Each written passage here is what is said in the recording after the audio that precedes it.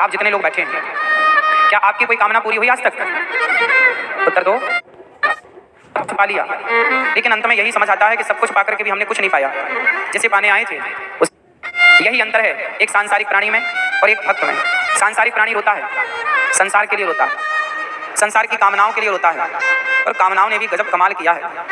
कामनाओं ने भी गजब किया। इन्हीं कामनाओं का नाम है माया। मम माया दुरत्यया। ये कामनाएं क्या है? अच्छा एक बात बताओ, आप जितने लोग बैठे हैं, क्या आपकी कोई कामना पूरी हुई आज तक? उत्तर दो। कामनाएं पूरी हुई नहीं।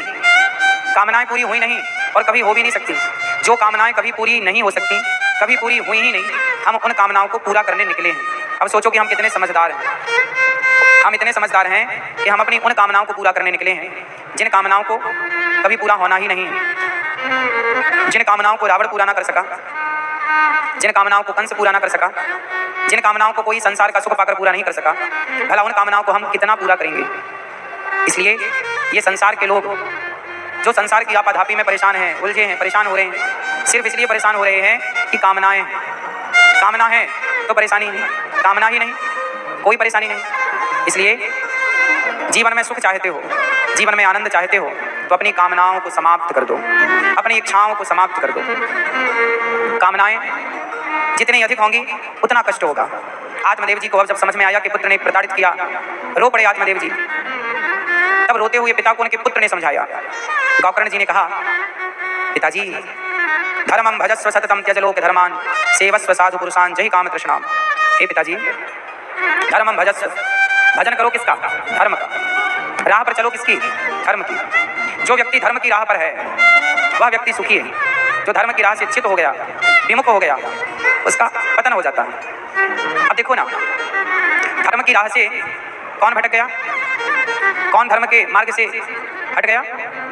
दुर्योधन, दुशासन, कर्ण, भीष्म पितामह, ये सारे वह नाम हैं जो कुछ पल के लिए धर्म से हट गए।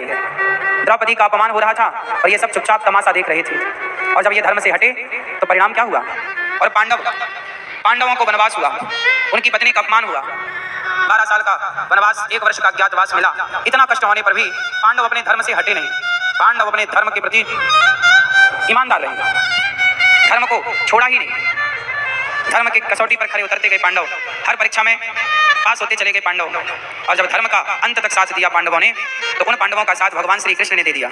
5 होकर के भी 100 पर भारी पड़ गए, क्योंकि धर्म के राह पर जब आप होते हैं तो आपकी संख्या भले कम हो, आपकी ताकत भले कम हो, और जब आप धर्म के साथ रहते हैं तो जीत आपकी ही होती है, क्योंकि आप धर्म के साथ। इसलिए